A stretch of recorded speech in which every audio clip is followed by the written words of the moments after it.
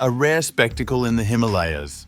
Xi Jinping has stepped into Tibet, marking 60 years of Beijing's control with flags, parades, and pledges of loyalty.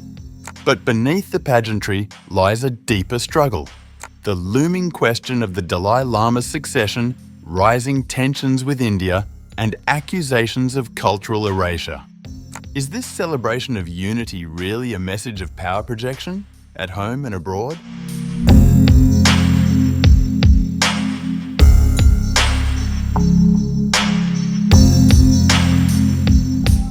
China's President Xi Jinping made a rare visit to Tibet, marking the 60th anniversary of the consolidation of Chinese rule over the Himalayan territory, a visit steeped in symbolism and timed against the looming question of who will succeed the aging and exiled Dalai Lama. According to state-run Xinhua news agency, Xi arrived in Tibet's regional capital, Lhasa, on August 20th, 2025. Where he was greeted by some 20,000 officials and local people from all ethnic groups and all walks of life.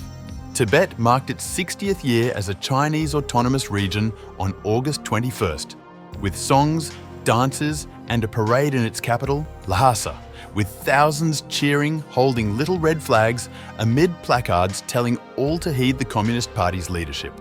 On August 21st, Xi attended an elaborate ceremony in front of the Potala Palace, the historic winter residence of successive Dalai Lamas. Communist Party cadres waved Chinese flags, People's Liberation Army soldiers paraded in formation, and Tibetans in traditional robes performed choreographed dances. The square was filled with school children clapping in unison and banners flanked by two giant portraits, one of Xi alone and another of him standing alongside his predecessors. From the stage, Xi observed what Xinhua described as a celebration of the crushing of separatism and the firm consolidation of communist rule. While he didn't speak at a ceremony on August 21st in the provincial capital Lhasa, the state-run Xinhua news agency reported that Xi told local officials that maintaining political stability, social order, ethnic solidarity, and religious harmony are key to Tibet's development.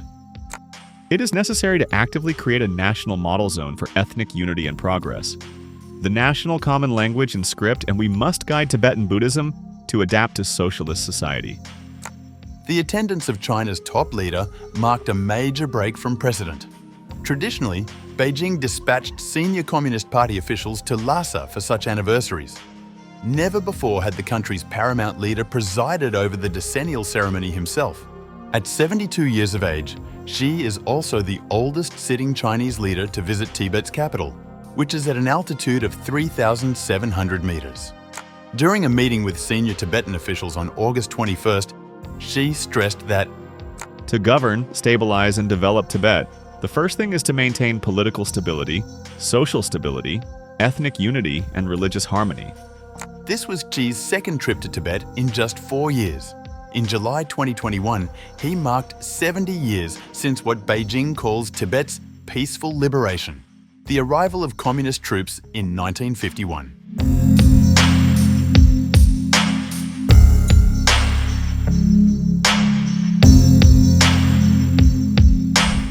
Xi's trip this week also carried geopolitical weight.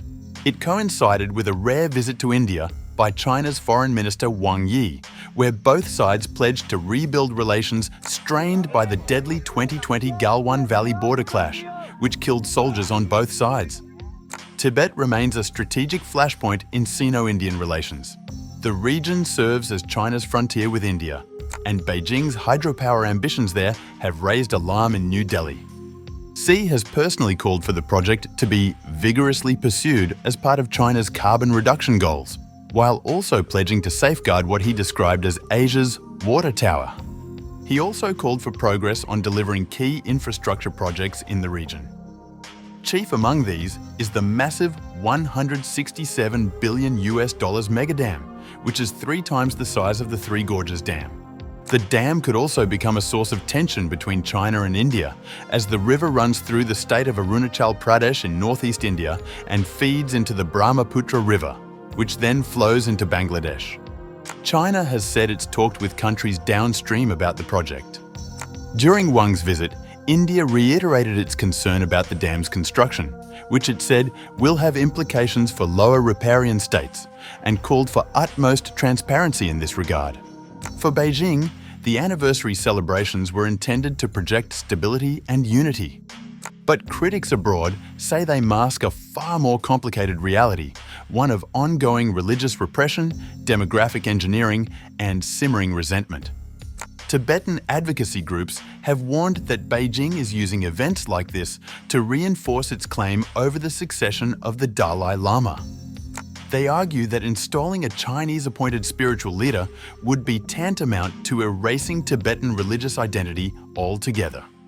Meanwhile, the Dalai Lama, from his base in Dharamshala, India, has repeatedly said it is up to the Tibetan people to decide whether the institution of the Dalai Lama should continue. The formal creation of the Tibet Autonomous Region came in 1965 under Mao Zedong's rule, inaugurating decades of political repression and the mass migration of Han Chinese settlers into the plateau.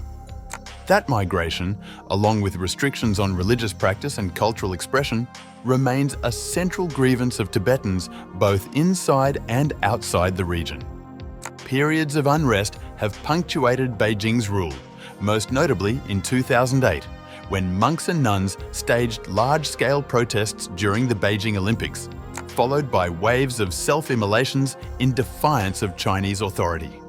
In September 1965, 6 years after the 14th Dalai Lama fled into exile in India in the wake of a failed uprising, the Communist Party established the Tibet Autonomous Region, China's fifth and last autonomous region after Inner Mongolia, Xinjiang, Guangxi, and Ningxia. For decades, Beijing has insisted it holds the authority to select the Dalai Lama's reincarnation, an issue that could spark renewed unrest among Tibetans who view such control as an assault on their religious freedom. Since Xi became chief of the Communist Party in late 2012 and then president in early 2013, China has exerted greater institutional control in Tibet, from requiring Tibetan Buddhism to be guided by the Chinese socialist system to demanding its people to follow the party. Foreign journalists and diplomats still require special permission to set foot in Tibet.